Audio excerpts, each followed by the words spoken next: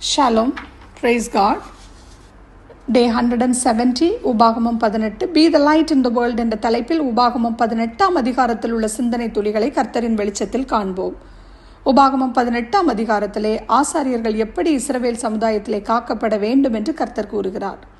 அது மட்டுமல்ல, பிசாசின் சக்திகளை பின்பற்றும் விக்கிரக பழக்க வழக்கத்துக்கு எதிரான காரியத்தையும் குறித்து கூறுகிறார். தொடர்ந்து இந்த உபாகமம் புத்தகத்தின் பகுதியிலே தீர்க்க தரிசியை குறித்து சொல்லப்படும் ஒரு முக்கியமான காரியமும் இந்த அதிகாரத்தில் பார்க்கிறோம். அது மட்டுமல்ல, இயேசு கிறிஸ்துவை குறித்து ஒரு தீர்க்க தரிசனத்தையும் இங்கே பார்க்கிறோம். இறுதி பகுதியிலே உண்மையான தீர்க்க தரிசியார், கள்ள தீர்க்க தரிசியார், அவர்களை எப்படி கண்டுபிடிக்கலாம் என்று இங்கே சொல்லப்பட்டிருக்கிறது. உபாகமம் 18 வசனங்கள் 1-2. இந்த ஆசாரியர்கள் லேவி கோத்திரத்திலிருந்து வந்தவர்கள், இவர்களுக்கு கர்த்தரே சுதந்திரம், அரசன் எப்படி சம்பளம் வாங்க வேண்டும் என்பதை குறித்தும் கூறுகிறார்.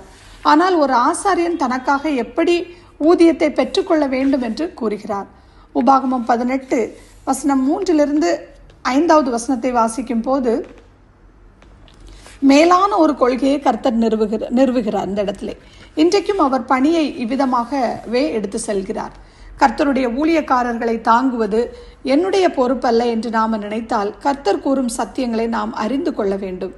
உபாகமம் 18 9-12 வசனம் வரை நாம் வாசிக்கும் போது, அவர்கள் தேவன் வாக்குத்தத்தம் பண்ண பூமிக்குள் பிரவேசிக்கும் போது அவர்கள் பின்மாற்றம் அடைந்து அந்த தேசத்திலே மக்கள் செய்யும் பழக்கத்திலே தங்களை அர்ப்பணித்து விடக் கூடாது என்றுதான் இவ்வாறாக எச்சரிக்கிறதை பார்க்கிறோம்.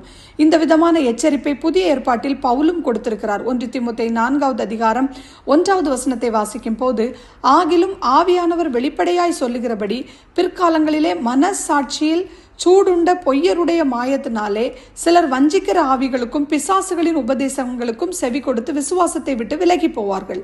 இவை எல்லாமே பிசாசுகளின் உலகத்தை சார்ந்ததாக இருக்கிறது. இப்படிப்பட்ட காலகட்டத்திலே தான் இன்றைக்கு நாம் இருக்கிறோம். கல்வி அறிவு பெற்றவர்கள், ஈவன் நல்ல குடும்பத்திலிருந்து வந்தவர்கள் கூட இன்றைக்கு இப்படிப்பட்ட சாத்தானின் வழிபாட்டிலே விழுந்து கிடக்கிறதை நாம் பார்க்கிறோம். இப்படிப்பட்ட வழிபாட்டுக்கு கர்த்தர் எச்சரிப்பு கொடுக்கிறதை பார்க்கிறோம். நாள் பார்ப்பது, நேரம் பார்ப்பது, மந்திரவாதிகளை நாடுவது, குறி சொல்லுபவர்களை தேடுவது, இது எல்லாமே கர்த்தருக்கு விரோதமான பாவம். இன்றைக்கு அநேகர் நியூஸ் பேப்பர், புக், டெலிவிஷன் என்று அதில் வருகிற நாள் நட்சத்திரங்களை குறித்து எச்சரிக்கையாயிராமல் அப்படிப்பட்ட காரியங்களில் விழுந்து கிடக்கிறதை நாம் பார்க்கிறோம். ராசி பலன் பார்ப்பது கர்த்தருக்கு விரோதமான பாவம். கர்த்தருடைய வசனம் இப்படியாக சொல்கிறது. ஏன் இது பாவம்? இது ஜீவனுள்ள கர்த்தரை விட்டு மனிதனை தூரமாய் எடுத்து செல்கிறது.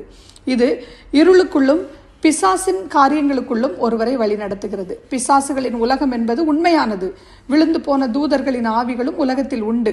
இன்றைக்கு அநேக மக்கள் இதில் சிக்கி தங்கள் வாழ்க்கையை அழித்துக் கொள்ளுகிறார்கள். பிசாசுகளின் உலகம் அதை குறித்து மகிழ்ச்சி அடைகிறது. இது பிசாசுகளின் கிரியைகள் உள்ளே நுழைந்துவிடும்.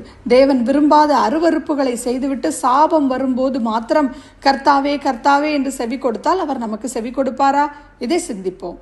உபாகமம் 18 வசனம் 13-14 வாசிக்கும் போது, இப்படிப்பட்ட பழக்க வழக்கம் உள்ளவர்களை தான் நியாயம் தீர்த்து அந்த தேசத்தை விட்டே அப்புறப்படுத்துகிறார். இஸ்ரவேல் ஜனங்கள் கர்த்தருக்கு உத்தம சாட்சியாய் வாழ அழைக்கப்பட்டிருந்தார்கள். நாமும் அதுபோல் அவரை விசுவாசிப்பதால் உலகத்திற்கு சாட்சியாக வாழ அழைக்கப்பட்டிருக்கிறோம். உலகத்தோடு ஒத்த வேஷம் தெரியாமல் தேவரீருடைய சித்தம் இன்னதென்று அறிந்து செயல்படும் போது அது நமக்கு ஆசீர்வாதமாக இருக்கும். நாம் ஜெபிப்போம். எங்களை நேசிக்கும் நல்ல பிதாவே, எங்களுடைய வாழ்க்கையில உம்முடைய பிள்ளைகளாய் வாழ எச்சரிப்புகளை கொடுத்திருக்கிறீரப்பா, உமக்கு நன்றி செலுத்துகிறோம். இந்த தீமையான காரியங்களிலே அறியாமல் கூட விழுந்து விடாதபடிக்கு அதை உணர்ந்து மனம் திரும்பி வாழ்கிற ஒரு வாழ்க்கையை தாங்க.